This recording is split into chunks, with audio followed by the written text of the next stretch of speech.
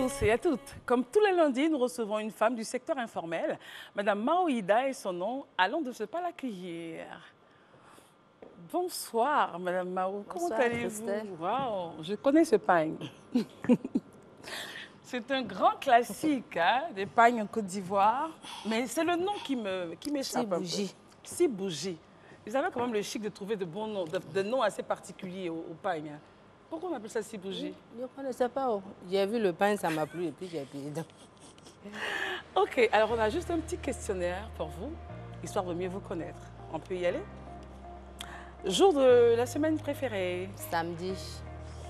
La plus grande joie dans la vie? C'est le jour où j'ai donné naissance à mon fils. Principal défaut? Je suis nerveuse. Ah, on va faire doucement, doucement. Oh. Non, là, c'était avant. Principale qualité? J'aime mon prochain. Ok. Ce que vous n'aimez pas? J'aime pas l'hypocrisie.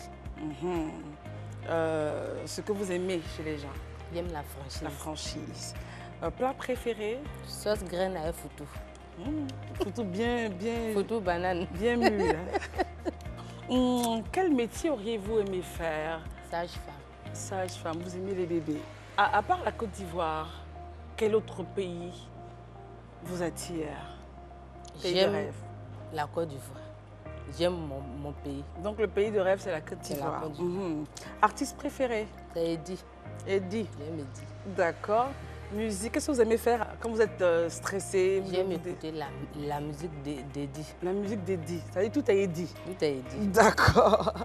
Alors, on a tout ce qu'il faut pour la connaître. On va essayer de faire un récap. Hein. Donc, samedi, jour préféré parce que c'est le jour de ma naissance. De la naissance, ok. Sa plus grande joie, c'est la naissance de son bébé, de son fils, qui a quel âge aujourd'hui? 15 ans. 15 ans, waouh. Donc, principale qualité de la franchise, principal défaut, nervosité, ce qu'elle aime chez un être humain, donc c'est la franchise, évidemment, elle a dit. Ce qu'elle déteste, c'est l'hypocrisie. Elle aime manger la sauce graine. Elle aurait aimé être sage-femme. Pays de rêve, Côte d'Ivoire. L'artiste qu'elle aime, son artiste préféré, c'est Eddie. La musique, ce qu'elle aime faire quand elle est stressée, se détendre, c'est écouter la musique d'Eddie. Voilà, tout est dit. Essayons de rejoindre les autres au salon, venez. C'est pas mal, mais c'est sympa. Hello, lady. Comment tu vas? Comment ça va? Moi, c'est ta coiffure, là, mais je ne sais pas si je peux oser. Le look, hein? Le look me plaît, mais je ne sais pas si je peux oser. Ça me fatigue. Je vous en prie. Prenons place dans ces merveilleux salons. Alors, bonsoir à tous et à toutes et bienvenue. Vous suivez 100% Femmes, votre émission essentiellement consacrée à la femme. Vous aurez au cours de cette émission des rubriques qui parleront du droit des femmes, des relations conjugales, on parlera de santé, on parlera de mode, de beauté, mais également nous aurons une tribune pour les nounous parce que ce sont elles-là qui s'occupent de nos enfants quand nous sommes absentes pour voilà, un meilleur devenir des familles en Côte d'Ivoire et à l'extérieur. Et ce soir, nous avons Fatem, avec beaucoup de plaisir, qui est en charge donc du droit. Chère Fatem, encore une fois, rebonsoir. Le haut là me fatigue un peu. Bonsoir Christelle. Et Sandrine, qui sera là, qui est donc notre chère nounou, voilà, la conseillère des nounous pour, comme je l'ai dit, un meilleur devenir des familles en Côte d'Ivoire à l'extérieur. Et notre invitée du jour, Madame Mao Ida, est vendeuse de poissons. Mais avant de tomber dans le poisson, qui marche très bien, elle le disait, ça donne à 100%. Et quand une femme dit ça donne à 100%, on sait de quoi on parle. Voilà, les biais violets circulent. Elle donc a commencé par le commerce, la couture, avant d'atterrir dans le commerce. Alors, essayons d'ouvrir la porte de votre vie personnelle. Avec votre permission, merci beaucoup, on l'a eu. Donc, mariée? Pas légalement. Pas légalement, d'accord. Et combien d'enfants? Un enfant. Un enfant. Vous auriez aimé avoir combien? 3. Pour moi, 5, c'était bon, mais comme là, j'avance... Mais 5 est toujours bon. Ah, d'accord. Donc, maintenant, la 3 est mieux. Elle a réduit les... Si il y a eu 3, ça me suffit. C'est-à-dire des jumeaux et puis, comme on dit en Côte d'Ivoire, leur amani. Amani, Derrière, pour les gérer. D'accord. Madame Mao, dites-moi un peu, quelles sont les espèces de poissons les plus achetées? C'est le macharon. Macharon. Ah, ok. Parce que c'est un poisson qui est très bon. C'est ce que les gens aiment. C'est ce que les gens aiment. Frais ou bien fumé? Toute qualité. Surtout pour eau douce. En tout cas, pour eau douce, elle est bien sucrée. Surtout pour adiaké, là. C'est sucré. C'est les meilleurs. Parce que c'est adiaké qu'elle prend ses poissons. Et c'est à combien? Ça dépend. Il y a les tas. Des fois, on vend un poisson. Quand c'est sec, ça, c'est pour ceux qui vendent sur la table. Comme moi, je donne pour moi en gros. Je fais souvent les tas de 2000. On fait aussi pour 1000 francs. On place même 500 aussi. Là, c'est petit. Ça, c'est les plus petits. On a laissé 500. OK. Maintenant, quand c'est frais, en tout cas, quand c'est frais, là, c'est gros. Moi, quand j'envoie, je donne à 7000. Je savais. Elle a dit la langue du marché est finie. Mais c'est gros, c'est cher là-bas aussi. C'est vrai, on comprend. C'est pas bien grave.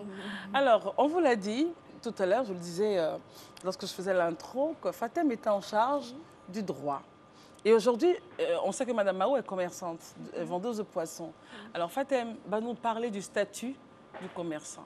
Qu'est-ce que l'État a mis en place pour protéger les commerçants en Côte d'Ivoire? Il est bon de savoir ces choses pour pouvoir mieux prévoir et mieux planifier son activité. Effectivement. Donc, on va bouger. Mme Mao et les 6 bougies. Fatem, attends, je vais me mettre de côté. Je veux bien voir le visage de Fatem pour qu'elle m'instruise. On y va. Bonsoir à tous et à toutes. Comme vient de l'annoncer Christelle, il s'agira pour moi de vous entretenir sur le statut de commerçant, en particulier des raisons pour lesquelles ceux-ci doivent se faire immatriculer.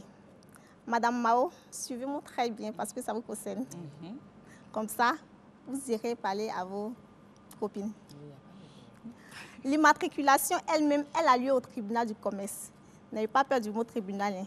C'est juste l'endroit où vous allez vous rendre pour aller écrire votre nom. Sinon, pour aller écrire le nom de votre commerce. Après enregistrement, vous aurez des droits, mais également des opportunités.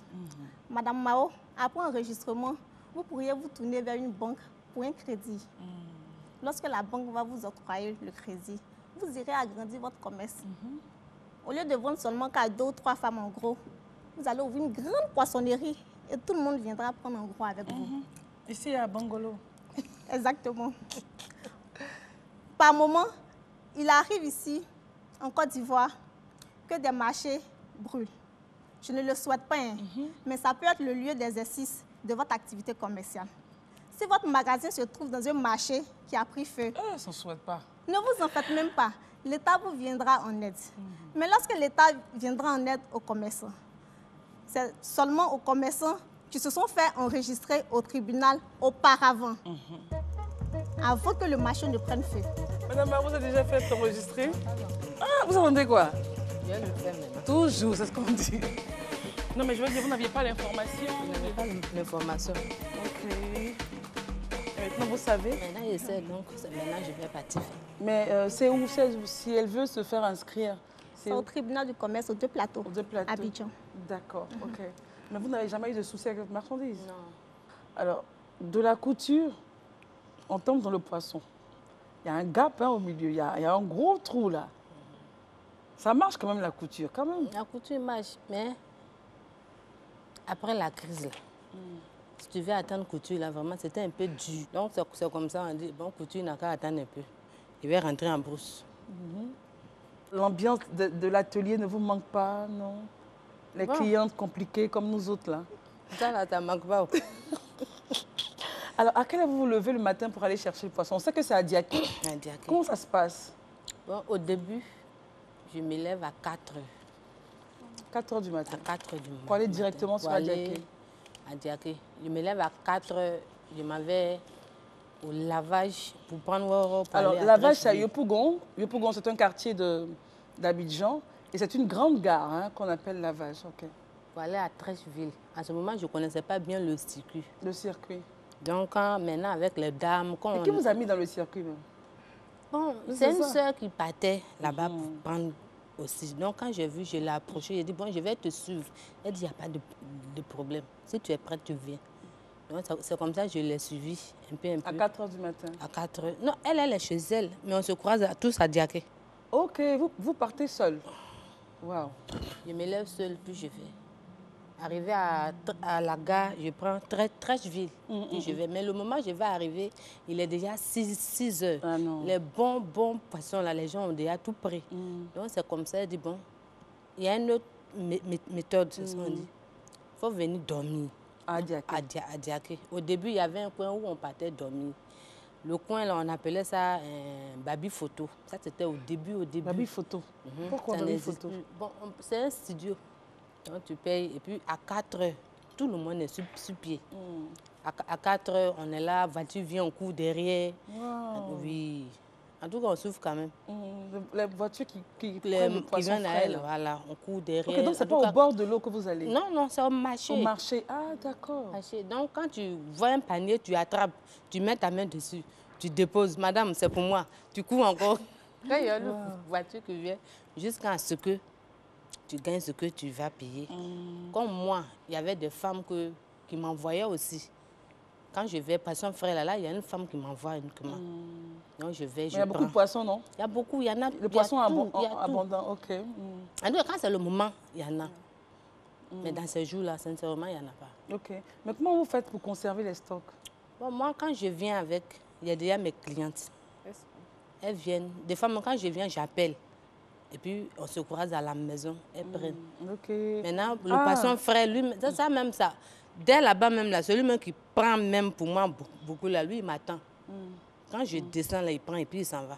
Donc pour l'argent, là, ça, après, il il vient me donner. Parce qu'il dit, si ça reste là, les gens vont venir prendre. C'est ça. Parce que ça, là, on ne gagne pas. Poisson frais. Poisson frais, là. Puis c'est du bon. Donc, lui, Bien une fois, quand je viens, je lui dis, ah, tonton, je viens. Puis il vient m'attendre. Il prend. Donc, ça fait que le poisson ne dure pas avec moi. Sauf ce que moi-même, je vais garder pour la manger, maison, pour voilà. le petit.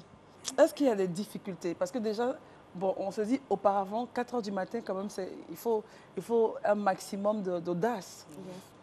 Quand tu sors et puis tu as ton panier, on sait que tu es une commerçante, tu t'en vas en bourse, que Donc, tu as il y a l'argent l'argent. sur toi. Voilà. En tout cas, moi, c'est Dieu qui était avec moi. Je n'ai pas eu de problème. Jusqu'à ce que je déménage de là-bas, où j'habitais avant. Ok. Mais il y a des Parce que femmes où qui ont eu des j'habitais problèmes. avant, oui, beaucoup de femmes ont été agressées. Où j'habitais avant, c'était un peu loin du goudron. Mais il faut marcher. En tout cas, c'était loin. Mais aujourd'hui, je suis venue un peu au bord.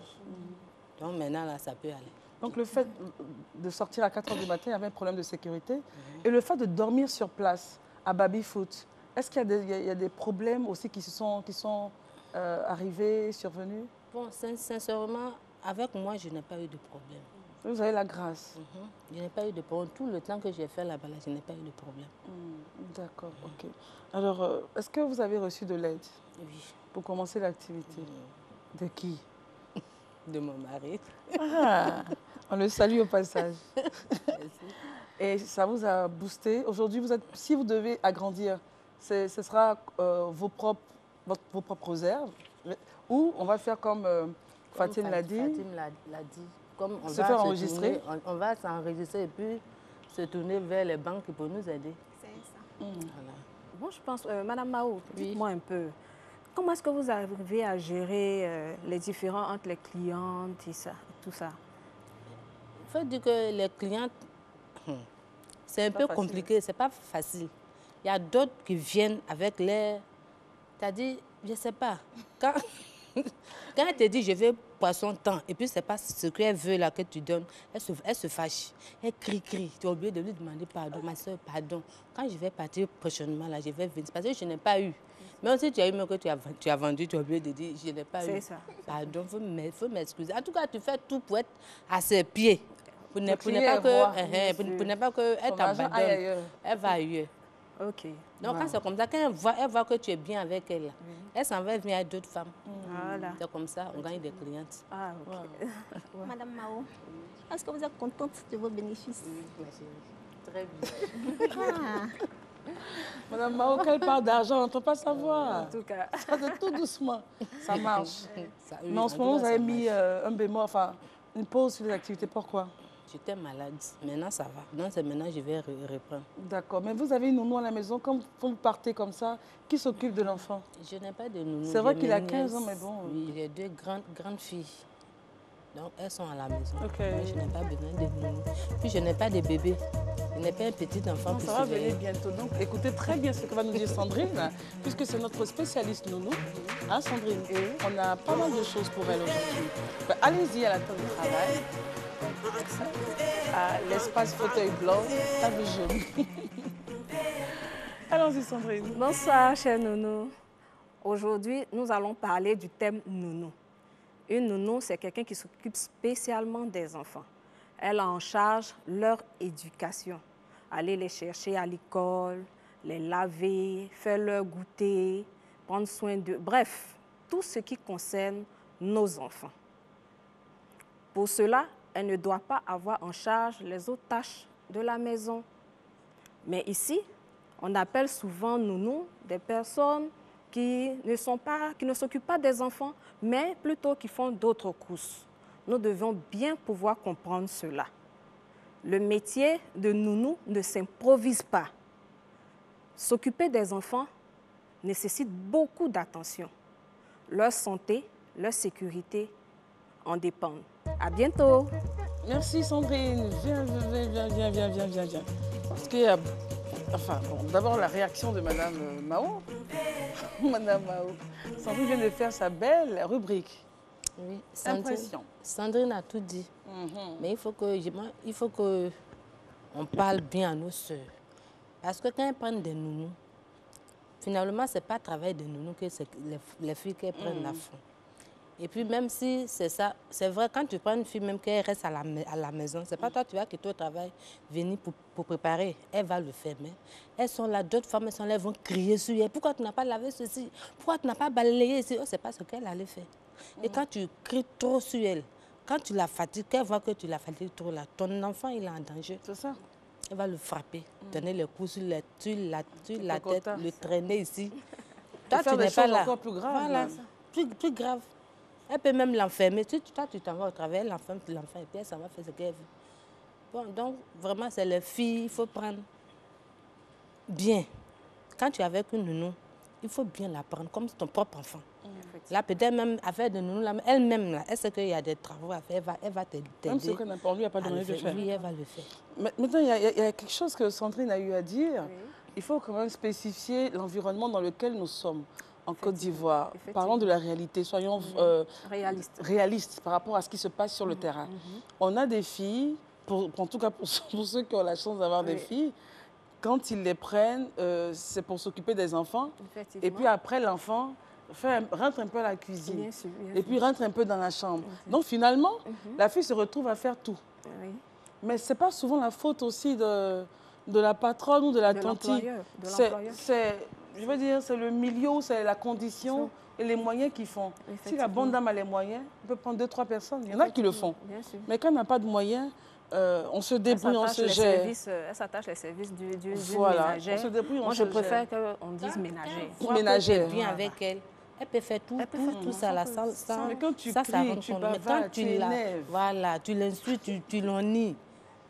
Elle va te dire, madame, s'il te plaît, c'est pas ça, je suis venue faire, si c'est ça, c'est bon. Mais moi, je m'en vais. D'accord, parlons de votre vie familiale.